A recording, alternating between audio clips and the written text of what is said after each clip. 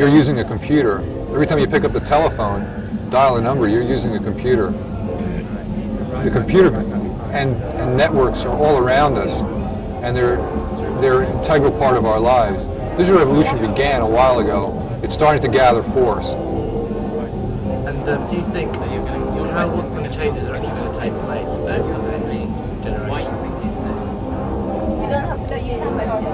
I think what we're looking at is a process of change that is so profound, you might even call it a process of changing civilization. There used to be, let me start again.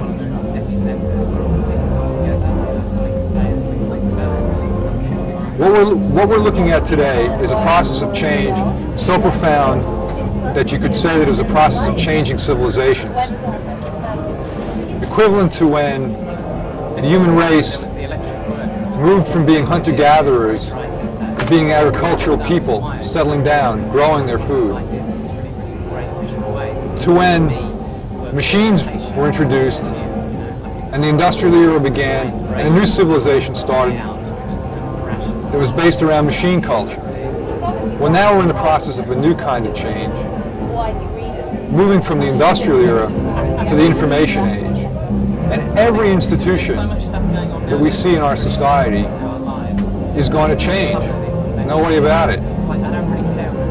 So, how we do business, how we educate ourselves and our children, how we entertain ourselves, how we communicate with each other, how we think about ourselves, all of those are going to change, and they're going to change profoundly.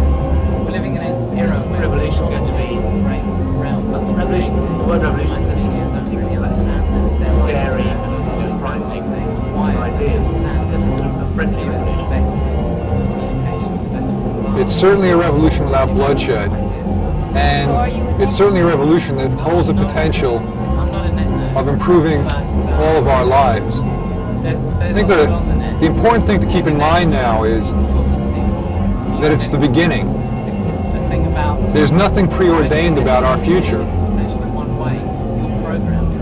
We can shape where we want things to go, but we have to participate in it. We have to add ourselves to the process. And we need to look forward and look at the future not as a problem, but as an opportunity. And if we do it with that spirit, I think we can make for a better world. Finally, how significant is Wired in this progression in the sexual revolution?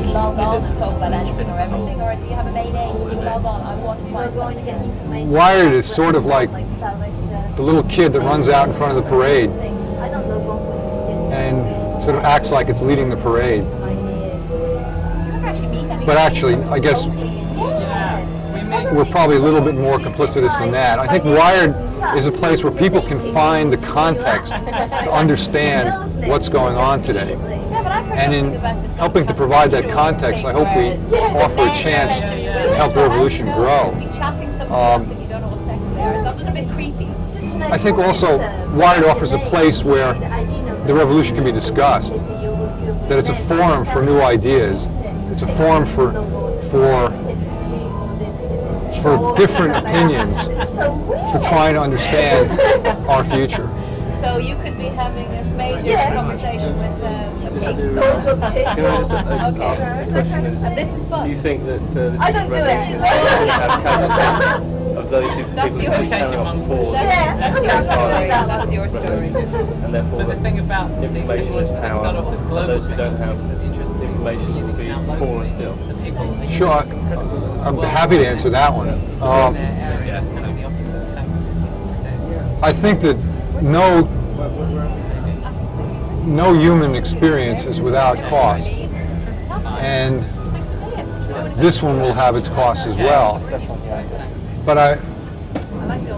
I think it's real hard to figure out what those costs are going to be right now.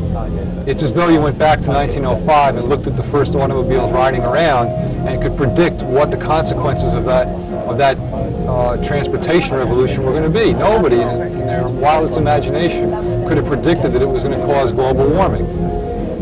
And we're in an analogous position today. We're looking at a technology that's just starting to be dispersed, and we're trying to predict what problems it's going to have. I don't think that that's really possible. It's certainly not possible by applying 19th century ideology to 21st century problems.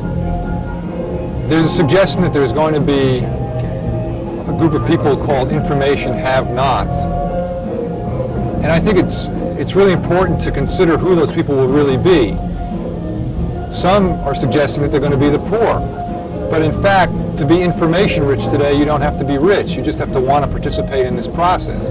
You can buy a computer for a hell of a lot less than you can buy a television or a car. Well, maybe not a television, but certainly a car. No, possibly the information have-nots are going to be rich executives.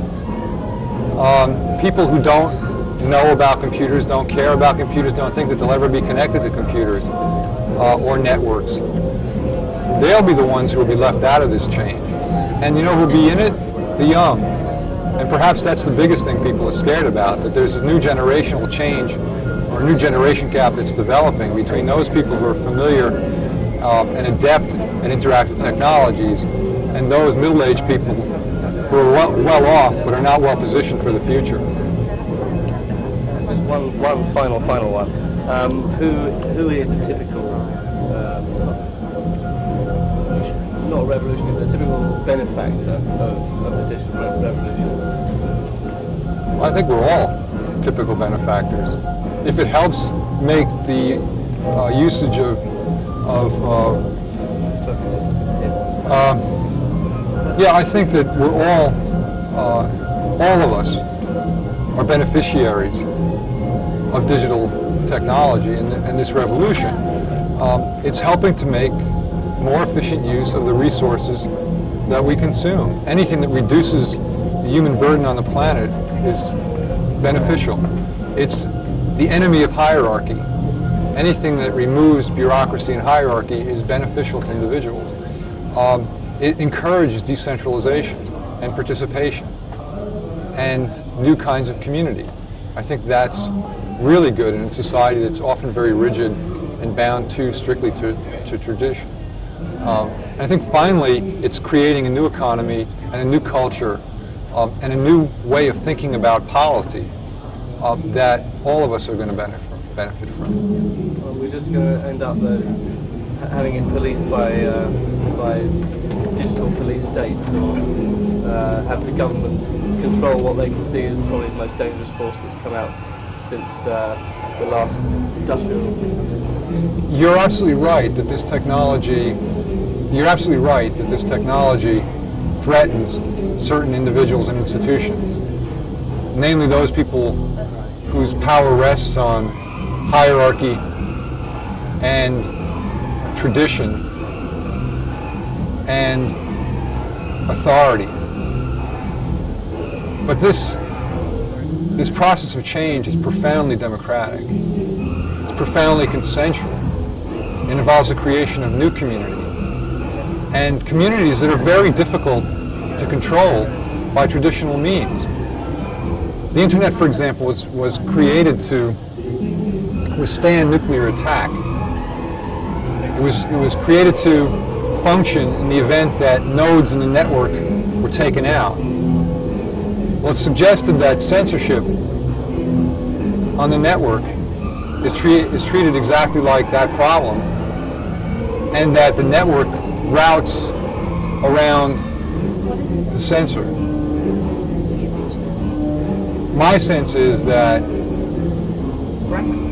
the genie is out of the bottle, that institutions that don't conform to the democratic potential will not survive.